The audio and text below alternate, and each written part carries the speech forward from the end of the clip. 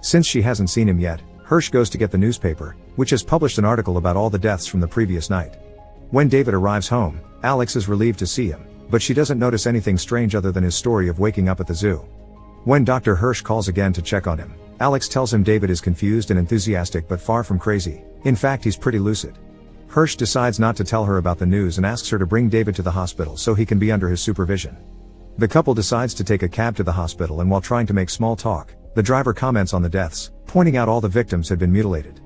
David immediately guesses it was his fault and makes the driver stop the car so he can come out and find a police officer. Alex doesn't want him to turn himself in because she doesn't think he belongs in jail, he just needs help, but David doesn't listen to her. He finds a cop and tells him he killed those people last night, but since the officer won't do anything, David starts insulting the cop and the royal family, trying to get arrested.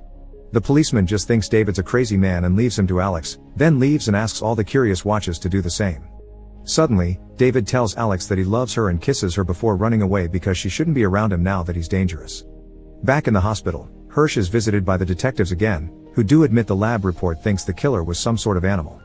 They promise they'll find David, but they refuse to accept he may be connected to the murders.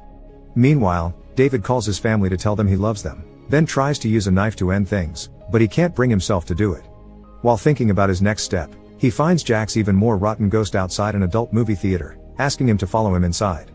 David does so and finds Jack sitting at the back of the room, ready to say "I told you so" before introducing him to some new ghost friends.